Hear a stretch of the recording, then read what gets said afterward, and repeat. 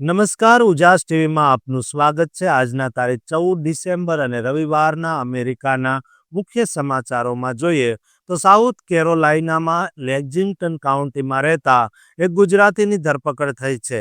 ભાવિક પટેલ નામનો યુવક નશાકારક પદાર્થોનું વેચાણ કરતા પકડાયો છે। આ યુવક ગાંજો વેચતા ઝડપાયો છે। તેને $75,000 બોન્ડ પણ મૂકવામાં આવ્યા છે। જોકે આરોપી પોતે બિઝનેસ ઓનર છે કે પછી કોઈના માટે કામ કરે છે તેની કોઈ ચોખવટ કરવામાં નથી આવી। મળેલી માહિતી અનુસાર નશીલા પદાર્થ વેચતા તત્વો સામે હાથ ધરવામાં આવેલી કાર્યવાહીમાં ભાવિક સહિત 12 એશિયન લોકોની ધરપકડ કરવામાં આવી છે।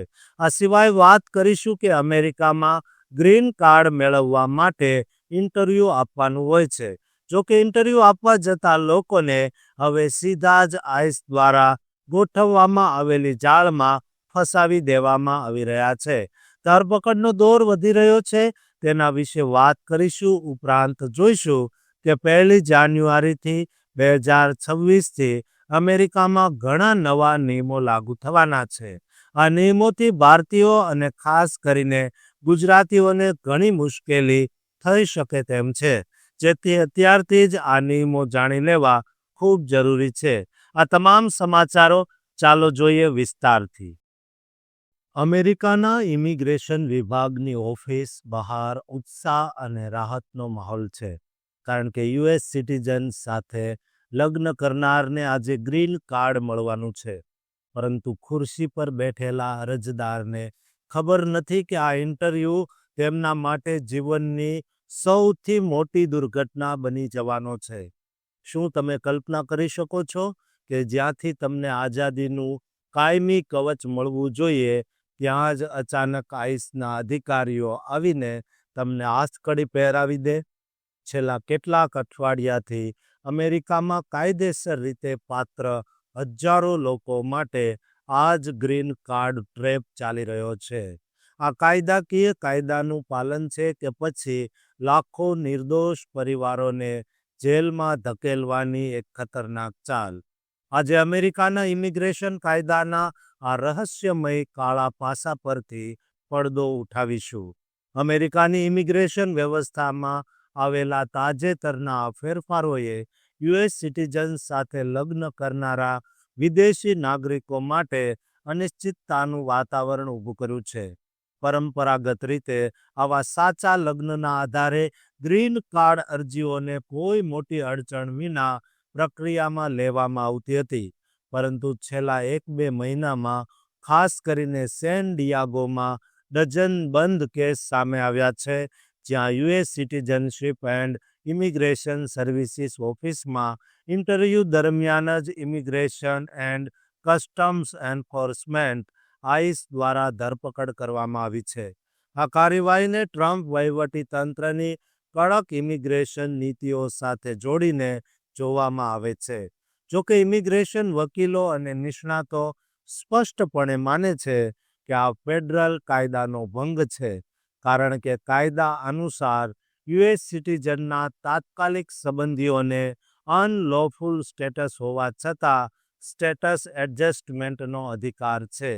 નવેમ્બર 2025થી શરૂ થયેલા આ કેસોએ ન્યૂયોર્ક, ક્લિવલેન્ડ અને યુટા જેવા અન્ય વિસ્તારોમાં પણ ભય ફેલાવ્યો છે। એનબીસી ન્યૂઝના અહેવાલ મુજબ આ બદલાવને અગાઉ ક્યારેય ન થયેલું માનવામાં આવે છે। આના કારણે હજારો પરિવારોમાં ચિંતા અને અરાજકતાનું વાતાવરણ સર્જાયું છે। જેમ કે સેન ડિયાગોમાં એક બ્રિટિશ મહિલા જે યુએસ સિટીઝન પતિ અને 6 મહિનાના બાળક સાથે ગ્રીન કાર્ડના ઇન્ટરવ્યૂ માટે ગઈ હતી, તેને વિઝા ઓવરસ્ટેના બહાને ધરપકડ કરવામાં આવી। જોકે 1 અઠવાડિયાની જેલ પછી તેને છોડી દેવાઈ અને તેનું ગ્રીન કાર્ડ મંજૂર કરવામાં આવ્યું। આવા કેસોમાં સમાનતા એ છે કે ધરપકડ કરાયેલા લોકો કોઈ ગંભીર ગુનામાં સામેલ નથી અને તેઓ કાયદાકીય રીતે ગ્રીન કાર્ડ માટે પાત્ર છે। સેન ડિયાગોમાં તો એક જ દિવસમાં 25થી વધુ લોકોની ધરપકડ કરાઈ હોવાના અહેવાલો છે।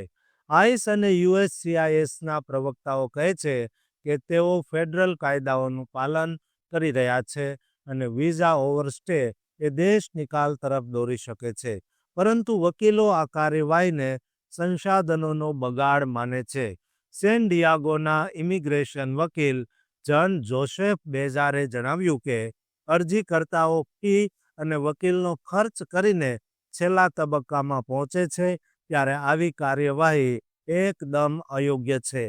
અમેરિકન ઇમિગ્રેશન લોયર્સ એસોસિએશનના નિષ્ણાતો પણ કહે છે કે આઈસે ધરપકડ કરવાનો અધિકાર છે, પરંતુ જ્યારે વ્યક્તિ ગ્રીન કાર્ડ માટે પાત્ર હોય ત્યારે આ કાર્યવાહી એન્ફોર્સમેન્ટ સંસાધનોનો બગાડ છે, જેનો ઉપયોગ હિંસક ગુનેગારોને પકડવા માટે થઈ શકે છે. આ કાર્યવાહીઓથી પરિવારો વિખેરાઈ રહ્યા છે, બાળકો અને સ્પાઉસ અલગ પડે છે અને ખર્ચ પણ વધે છે. ઇમિગ્રેશન કોર્ટ્સમાં લાખો કેસનો બેકલોગ વધ્યો છે, જે આ નવા કેસોથી વધારે વધશે. વકીલો અંદાજે જણાવે છે કે હજારો અરજીઓ પેન્ડિંગ છે, જેમાંથી ઘણીમાં ઓવરસ્ટે થયું છે. આખી પ્રક્રિયા રાજકીય રમત જેવી લાગે છે, જેના કારણે ઇમિગ્રન્ટ્સમાં ભય વધ્યો છે કે ગ્રીન કાર્ડની રાહ જોતા જેલ જવાનો વારો ન આવે. જોકે મોટાભાગના કેસોમાં અંતે ગ્રીન કાર્ડ મંજૂર થાય છે, પરંતુ આખી પ્રક્રિયામાં વિલંબ ખૂબ થાય છે અને ખર્ચ પણ વધે છે. તેથી આ કેસમાં ફસાયેલા લોકો માટે તાત્કાલિક ઇમિગ્રેશન વકીલની સલાહ લેવી અનિવાર્ય છે. આ તબક્કો ઇમિગ્રેશન વ્યવસ્થાની જટિલતા દર્શાવે છે, જ્યાં કાયદાકીય પાત્રતા હોવા છતાં પણ અનિશ્ચિતતા પ્રવર્તે છે.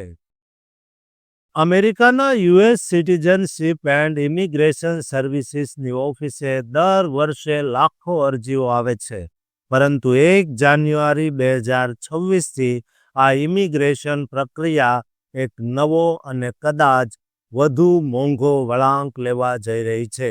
શું તમે જાણો છો કે રાતોરાત તમારા ગ્રીન કાર્ડ અથવા વર્ક પરમિટની અરજીની ફીમાં વધારો થવાનો છે?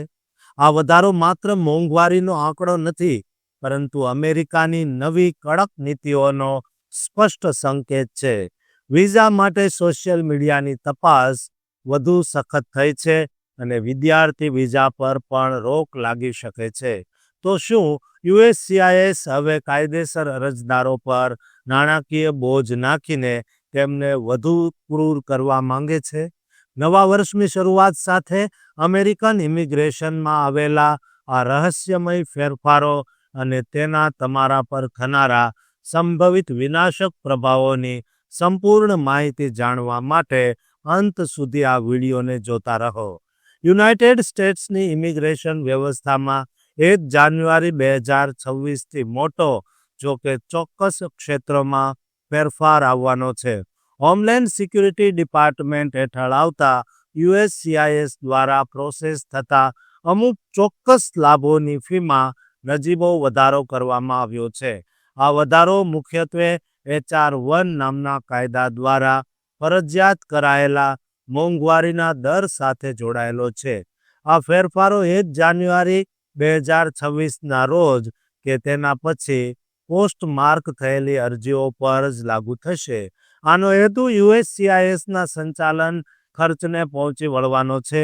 આ ફી વધારો ખાસ કરીને આશ્રય શોધનારાઓ, પેરોલીઓ અને ટેમ્પરરી પ્રોટેક્ટેડ સ્ટેટસ ધારકોને અસર કરવાનો છે.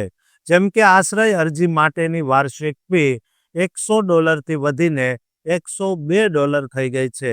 જો કે આ ફી હાલમાં કોર્ટના આદેશથી સ્થગિત છે. પ્રારંભિક આશ્રય એમ્પ્લોયમેન્ટ ઓથોરાઇઝેશન ડોક્યુમેન્ટ માટેની ફી $550થી વધીને $560 થઈ છે.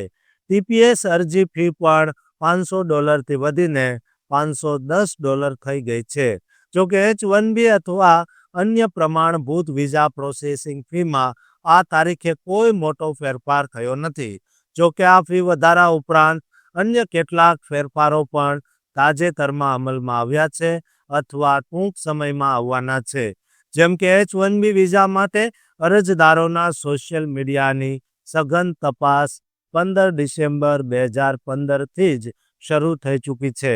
આનાથી વિઝા સ્ટેમ્પ મેળવવામાં વિલંબ થઈ શકે છે. આ ઉપરાંત શિક્ષણ વિભાગ દ્વારા વિદ્યાર્થી વિઝાના નિયમોમાં મોટા ફેરફારો લાવવાનો પ્રસ્તાવ છે. પ્રસ્તાવિત નિયમ અંતર્ગત સ્ટેટસની અવધિ સમાપ્ત કરીને વિદ્યાર્થીઓના શરૂઆતના રોકાણ પર 4 વર્ષની નિશ્ચિત મર્યાદા લાગુ થઈ શકે છે. જોકે આ ફાઇનલ નિયમ 2026ના પહેલા કે બીજા ક્વાર્ટરમાં અમલમાં આવવાની શક્યતા છે. જોકે આ લાગુ થશે તો ડોક્ટરલ પ્રોગ્રામ્સમાં રહેલા વિદ્યાર્થીઓને દર 4 વર્ષે USCISમાં એક્સટેન્શન માટે અરજી કરવી પડશે, જે એક મોટી મુશ્કેલી સાબિત થઈ શકે છે. આમ 1 જાન્યુઆરી 2026થી ઇમિગ્રેશન ફીમાં નજીવો વધારો એ માત્ર શરૂઆત છે.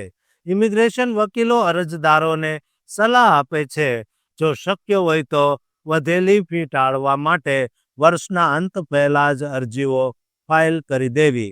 આ બધા ફેરફારો એ સંકેત આપે છે કે અમેરિકા હવે કાયદેસર અરજદારો માટે પણ પોતાની સરહદોને વધુ કડક અને ખર્ચાળ બનાવી રહ્યું છે, જે લાંબા ગાળે આંતરરાષ્ટ્રીય વિદ્યાર્થીઓ અને કામદારોને નિરાશ કરી શકે છે.